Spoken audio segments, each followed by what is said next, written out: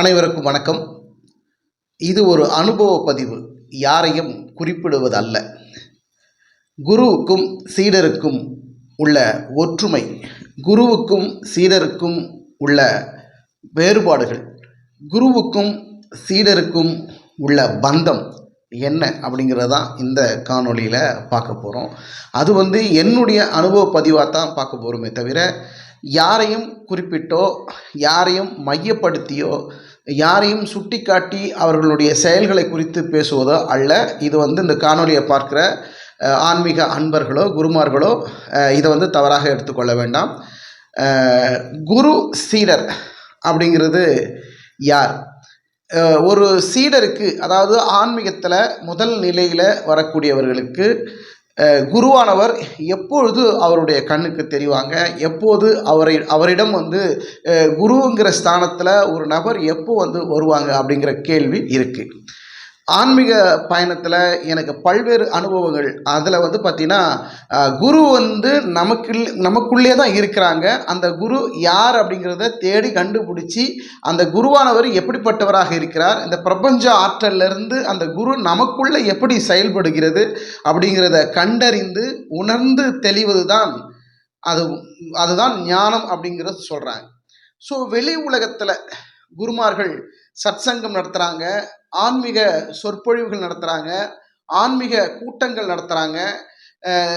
அதாவது வெளிநாடுகளில், நம்ம தமிழ்நாடுகள் பல்வேறு இடங்களில், எல்லா இடங்கள்லையும் பார்த்திங்கன்னா ஆன்மீக சத்சங்கங்கள் நடக்கும். அந்த சத்சங்கங்களில் என்ன சொல்லி கொடுக்குறாங்க? வரக்கூடிய ஆன்மீக பயிற்சிகள், அதாவது தியான வகுப்புகளில் பல்வேறு பயிற்சி நிலைகள் இருக்குது. மூச்சு பயிற்சி, தியான பயிற்சி, குண்டலினியாக, அந்த மாதிரி நிறைய விஷயங்கள் இருக்குது. அதில் எந்த மாதிரியான பயிற்சிகளை எடுக்கிறாங்களோ அதற்குண்டான குருமார்கள் அது அவர்களுக்கு என்னென்ன தேவையோ அந்த பயிற்சியை அவர்களுக்கு வழங்கப்படுவார்கள். சரி, நமக்குள்ளே ஒரு குரு இருக்கிறாரு. அந்த குரு இந்த பிரபஞ்சத்தினுடைய கனெக்டிவிட்டியில் அந்த குரு ஆக்டிவேட் ஆகி நமக்குள்ளே அது செயல்பட்டால் வெளியில் இருக்கக்கூடிய குருமார்கள் நமக்கு தேவையா அப்படின்னா, நமக்கு அது உண்மையாகவே என்னுடைய அனுபவ பதிவாக சொல்கிறேன், அப்படிப்பட்டவர்கள் வெளி உலகத்தில் வெளியில் இருக்கக்கூடிய குருமார்கள் நமக்கு தேவையில்லை. ஏன்னா நமக்குள்ளே இருக்கக்கூடிய அந்த பிரபஞ்ச ஆற்றல் மூலியமாக நம்ம செய்யக்கூடிய தவம், அந்த வழிபாடுகள், இதெல்லாம் மூலியமா நம்ம செய்யக்கூடிய பயிற்சிகள் மூலிமா நமக்குள்ளே இருக்கக்கூடிய குருவானவர் ஆக்டிவேட் ஆகிட்டாங்கன்னா நமக்கு வெளியில் இருக்கக்கூடிய குரு அவசியம் இல்லாமல் போகிறார்கள். எப்பவுமே வெளியில் இருக்கிறவங்க அவசியம் இல்லையா அப்படின்னா, அவர்கள் நமக்கு தேவைப்படுவார்கள். அதாவது வேண்டாம் என்று நம்ம அவர்களை ஒதுக்கிவிடவோ, அவர்கள் நமக்கு எப்பவுமே தேவையில்லையோ என்று கருதிவிட முடியாது. ஆனால் நமக்கு எப்பவுமே நமக்குள்ள இருக்கிற குரு நம்மளை செயல்படுத்துவது, நம்மளுடைய ஆக்டிவேட் பண்ணி நம்மளை வழிநடத்தக்கூடிய அந்த குரு ஆக்டிவேட் ஆயிடுச்சுன்னா நம்மளுடைய ஒவ்வொரு அசைவும் தனித்துவமாக இருக்கும்.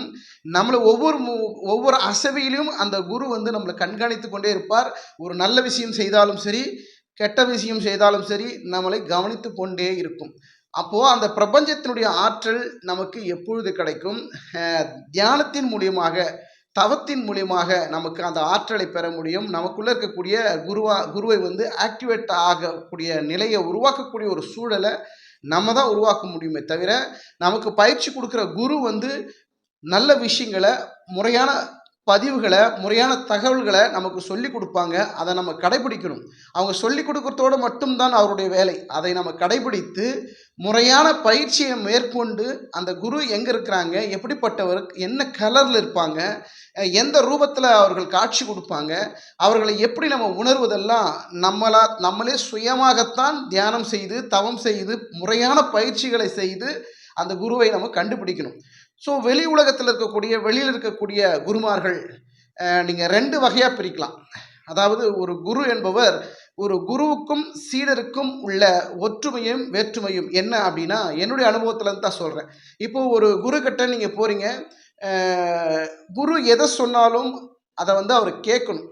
அந்த சீடரானவர், அதாவது பயிற்சி எடுக்க போயிருக்கக்கூடிய ஆன்மீகத்தில் நம்ம தெரிஞ்சுக்கணும், தியானம்னா என்ன, பயிற்சினா என்ன, மூச்சு பயிற்சினா என்ன, குண்டலினா என்ன அப்படிங்கிற விஷயம் எல்லாம் தெரிஞ்சுக்கணுன்னா ஒரு குரு கிட்ட போகிறோம். குரு வந்து அவர் சொல்லிக் கொடுக்குறத நம்ம தெரிஞ்சுக்கிறோம், கேட்டுக்கிறோம். அவர் சொல்லிக் கொடுக்குற இடத்துல இருப்பார். ஸோ அந்த சொல்லிக் கொடுக்குற இடத்துல நம்ம அவர் இருக்கும் பொழுது நம்ம கேட்கிற இடத்துல இருப்போம். ஸோ இதோட அந்த உறவு வந்து அந்த அந்த இடத்துலயே நிப்பாட்டணும். அதை தவிர்த்து நீங்கள் அவர்கிட்ட கேள்விகளையோ அதிகப்படியான கேள்விகளை நீங்கள் கேட்க கேட்க அத்தனைக்கும் அவர்கள் பதில் சொல்வார்கள். ஒரு லிமிட்டுக்கு மேலே பார்த்தீங்கன்னா அவர்களுக்கு பதில் வந்து அவர்கள்ட்ட சரியான முறையில் பதில் வெளியே வராது. அதாவது 2 வகையாக பிரிக்கலாம். ஒன்று, குரு என்பவர்கள் அதாவது ஒரு குரு ஸ்தானத்தில் இருக்கிறவங்க மற்றவர்களுக்கு சொல்லிக் கொடுக்குற, மற்றவர்களுக்கு போதிக்கிற இடத்துல இருக்கக்கூடிய குரு சொல்லிக் கொடுத்து கொண்டே இருப்பார்கள். நீங்கள் திரும்பி கேள்வி கேட்டீங்கன்னா அவர்கள் அந்த இடத்துல இருந்து கொஞ்சம் நகர்ந்து வெளியில் வருவாங்க.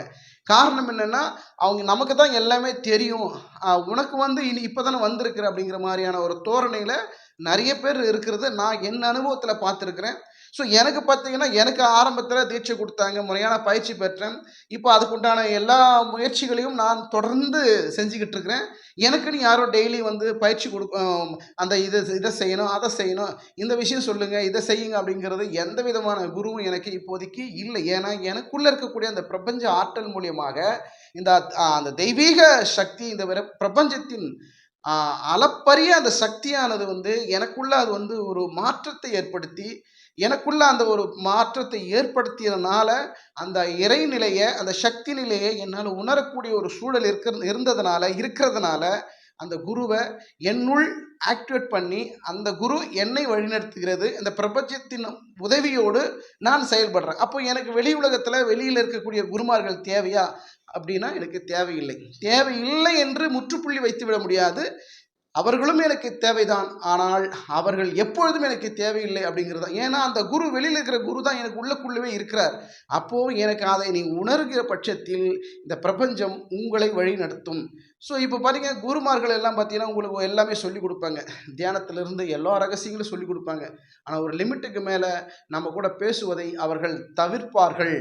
அதை வந்து நம்ம வந்து தவறாக எடுத்துக்கொள்ளக்கூடாது. ஏன்னா குரு அப்படிங்கிறவருக்கு எல்லாமே தெரிந்து விடுமா அப்படின்னா கண்டிப்பாக தெரியாது. அவர்களுக்கு என்ன, அவருடைய குரு என்ன சொல்லியிருப்பாரோ, அவர்களுக்கு இறைவன், இந்த பிரபஞ்சம் அவர்களுக்கு என்ன நிலையை கொடுத்திருக்கிறதோ அதுதான் அவர்களுக்கு தெரியும். அதுபோல தான் நீங்கள் ஒவ்வொருத்தரும் நீங்கள் பயிற்சி ஆன்மீகத்துக்குள்ளே வந்து தியான பயிற்சியை செய்கிற பொழுது உங்களுக்கு என்னென்ன முறை பயிற்சிகள் இருக்குதோ அதெல்லாம் நீங்கள் வந்து வெளியில் இருக்கிற குருமார்களை தெரிஞ்சுக்கலாம். ஆனால் அதன் பிறகு உங்களுக்குள்ளே இருக்கக்கூடிய அந்த ஆன்ம சக்தியை, இறை சக்தியை, உள்ளுக்குள்ளே இருக்கக்கூடிய குருவை தட்டி எழுப்பக்கூடிய ஒரு அதீத சக்தி இந்த பிரபஞ்சத்திலிருந்து பெற்று நீங்கள் முறையான பயிற்சி பெற்று அந்த குருவை நீங்கள் ஆக்டிவேட் பண்ணிட்டீங்கன்னா வெளியில் இருக்க குருவுக்கிட்ட நீங்கள் தேடி போக அவசியம் இல்லை.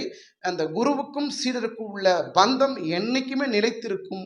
உங்களுக்குள்ள இருக்க குரு, நீங்கள் இந்த 2 பேரும் சரியாக சரி விகிதத்தில் இந்த பிரபஞ்சத்தினுடைய ஆற்றலோடு நீங்கள் செயல்பட்டீங்கன்னா நீங்கள் எந்த ஒரு விஷயத்தையும் சாதிக்க முடியும். அதாவது பொது வாழ்க்கையிலும் சரி, குடும்ப வாழ்க்கையிலும் சரி, இல்லை மாணவனாக இருக்கலாம், வேலை செய்கிறவங்களாக இருக்கலாம், எல்லாருக்குமே இறைநிலையில் இந்த பிரபஞ்சத்தில் வந்துட்டோம்.